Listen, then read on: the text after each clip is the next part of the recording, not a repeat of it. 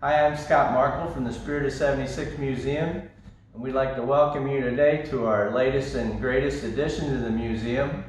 First and foremost, we'd like to thank Main Street Wellington for providing us this remote location to display our latest wares that we can show to the public. Unfortunately, right now we're shut down because of the COVID situation and because of our maintaining of our textiles. It's nearly impossible for us to give tours and maintain our situation over there, but through the magic of videography and the internet, we can present this to the general public. So with that, I'd like to continue today our latest and greatest acquisition and display. Our latest display was donated to us by the Broome family, and by sheer coincidence, we're filming today in the former Broome drugstore. Larry came to me over a year ago and he donated what is the family tree for his family.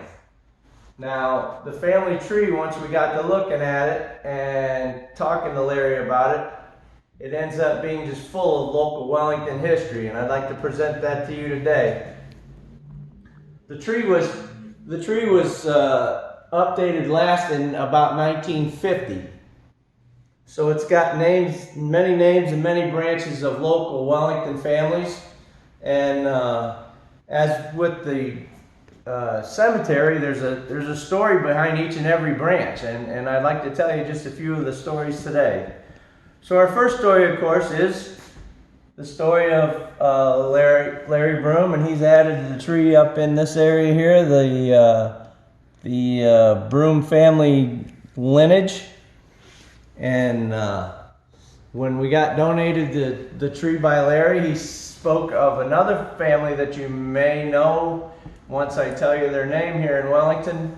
The Herrick family are also part of the tree. Now, most of you know or are familiar with Myron T. Herrick, the governor of Ohio and ambassador to France. Or by chance, if you really study Wellington lineage, you also know Timothy Herrick, the owner of the local grocery store here in town, his father. But Larry clued me to the latest and greatest for our display. If you happen to track Myron T. back and his father, if you'll go back 7 generations from Timothy Herrick,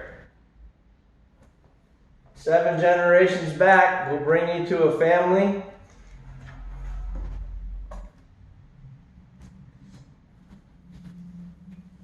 their distant relative Ephraim Herrick. Ephraim Herrick had a son, and his son, sorry about my clumsiness. Ephraim Herrick and Mary Herrick had a son. His name was John Herrick, and John Herrick was married to Bethia Solar. Now here's where the story gets really good. It seems upon further investigation that the Herrick family were deep into the Salem Witch Trials on what I consider the bad side as the law enforcement, judge, and jury part. Bethia Solar had a sister whose name was Sarah Good, and Sarah Good happened to be the second person executed in the Salem Witch Trials. So if you'll come see me at the museum, I'll give you the complete story of how the Herricks executed what I believe is one of their own in the Salem Witch Trials. Now, if that's not enough past history for you and link to Wellington, there was one other connection to the Salem Witch Trials, that being the Reverend Samuel Willard. Now, those of you who know your family history and your Wellington history are quite familiar with the Willard name, Archibald Willard. His father was known as the Reverend Samuel Willard, who was the central figure in the Spirit of 76 painting. This is not that Reverend Samuel Willard. This is the original Reverend Samuel Willard, who was the pastor of the Third Church of Boston and also the president of Harvard University at one point in time. Now, Reverend Samuel Willard had a different idea than the Herricks.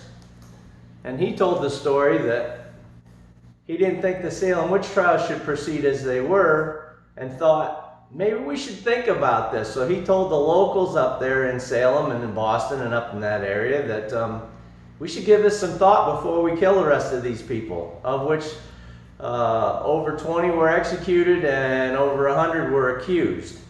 So Reverend Samuel Willard,